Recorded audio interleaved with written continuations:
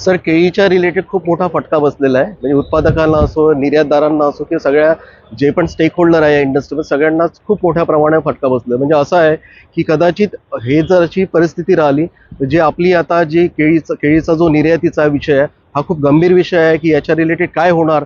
म्हणजे फ्युचरच्या रिलेटेड एक प्रश्नचिन्ह निर्माण झालेलं आहे. आता साधारणतः जर आपण म्हटलं की जवळपास जे आहे की पुढच्या डेस्टिनेशनपासून जे ट्रान्झिटमध्ये आहे, पोर्टमध्ये आहे, कोल्ड स्टोरेजमध्ये आहे आणि होणारी जे पुढची जी निर्यात आहे तर त्याच्यावर एक मोठं प्रश्नचिन्ह तयार झालेलं आहे. सर, केंद्र सरकार या संदर्भामध्ये काय मदतीचा हात देते का? काय हेल्पलाईन वगैरे जो माल अडकलाय केंद्र सरकारच्या विभागाने काय संपर्क साधलाय का आपल्याशी? केंद्र सरकारने सर खूप म्हणजे पॉझिटिव्ह वेनी त्यांनी प्रतिसाद दिलेला आहे गोष्टीला.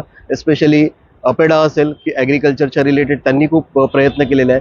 JNPTच्या संदर्भात त्यांनी पण सर्क्युलर्स वगैरे केल्या, जसं की आता प्लग इन चार्जेस आणि ग्राउंड एंड चार्जेस ज्या प्रकारे बरेचसे केले. कस्टमनी बॅक टू टाऊनची प्रोसेस आहे ती सोयीस्कर केली. पण आम्हाला एक इथे जाणवलं की ज्या पण गोष्टी हे सर्क्युलर केलेल्या आहे तर ते प्रात्यक्षिक रूपामध्ये जे आहे की त्याची अंमलबजावणी होताना जे आहे की ते आम्हाला चॅलेंजेस येत आहे. याच्यामध्ये सरळ जर सांगायचं म्हटलं तर जे एक शिपिंग लाईनची जी मनमानी आहे, जो मनमानी कारभार आहे, तर मला असं वाटतं की याच्यावर कुठेतरी केंद्र सरकारला अंकुश ठेवण्याची गरज आहे. किती केळीचे ट्रक कंटेनर अडकलेले आहेत साधारणतः सर आज अडीच हजार कंटेनरच्या वर हा डायरेक्टली फटका बसलेला आपण असं म्हणू शकतोय. आणि आजच्या रिलेटेड सगळ्यात मोठा जो आहे की निर्यातदाराचा जो फटका आहे तो फटका आहे जे कंटेनर पोर्टमध्ये आहे की ते कंटेनर पोर्टमध्ये जे चार्जेस लागत आहे ते चार्जेस खूप मोठ्या प्रमाणामध्ये आहे. त्याच्यामध्ये सगळ्यात महत्त्वाचं म्हणजे जे पण आपले चार्जेस आहे की प्लग इन चार्जेस आहे. म्हणजे साधारणतः तुम्हाला एक कंटेनर जर बाहेर आणायचा असला तर तुम्हाला 3 लाख रुपये पे करून तो कंटेनर बाहेर आणावा लागेल.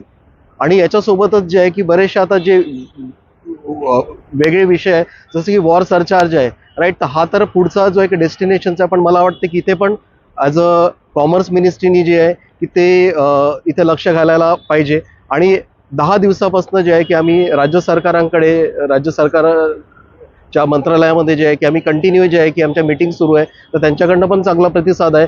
पण ॲक्च्युली जो आमचा बिझनेस आहे तो इतका कठीण बिझनेस आहे की याच्यामध्ये असं आहे की केळी हा मोस्ट पेरिशेबल, जसं मी सुरुवातीला सांगितलं की खूप मोठ्या प्रमाणामध्ये त्याचं एक आपल्याला तो विषय गांभीर्याने घ्यायला पाहिजे. कारण की 10 दिवस होऊन जर कुठल्या प्रकारे डिसिजन निघत नसेल तर मला असं वाटतं की 1-2 दिवसांत जर कुठलं डिसिजन नाही निघालं तर कदाचित हा खूप मोठा फटका टोटल ॲज अ इंडस्ट्रीला बसणार. त्यामध्ये सगळ्यात मोठा जर विषय असेल तो मला वाटतं शेतकऱ्यांचा आहे.